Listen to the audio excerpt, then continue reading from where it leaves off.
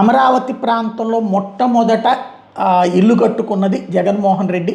తను ఇల్లు ఆఫీసు కట్టుకున్న తర్వాత ఏది 2019 ఎలక్షన్స్కి ముందే, ఆ తర్వాత తను వచ్చి అక్కడే గృహప్రవేశం సెటిల్ అవ్వడం జరిగింది. తర్వాత పవన్ కళ్యాణ్ ఆఫీస్ కట్టుకున్నారు. తర్వాత తెలుగుదేశం పార్టీ ఎన్టీఆర్ ట్రస్ట్ భవన్ కట్టింది. చంద్రబాబు గారు లింగమనేని గెస్ట్ హౌస్లోనే ఉంటున్నారు.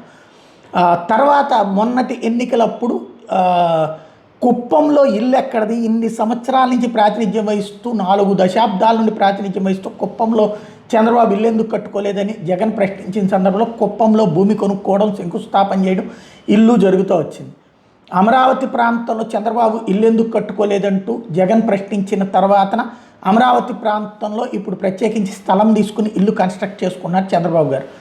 అదే సందర్భంలో హిందూపురంలో ఎప్పటి నుంచి ప్రాతినిధ్యం వహిస్తున్నారు బాలకృష్ణ, ఎందుకు ఇల్లు కట్టుకోలేదు అన్నటువంటి ప్రశ్న వైసీపీ రైట్ చేసిన నేపథ్యంలో ఇప్పుడు హిందూపురం నియోజకవర్గంలో సొంత నివాసానికి స్థలం కొనుక్కున్నారు, ఇల్లు కడుతున్నారు. ఏదైతే బాలయ్య గారు సతీమణి వసుంధరతో కలిసి భూమి పూజ నిర్వహించారు.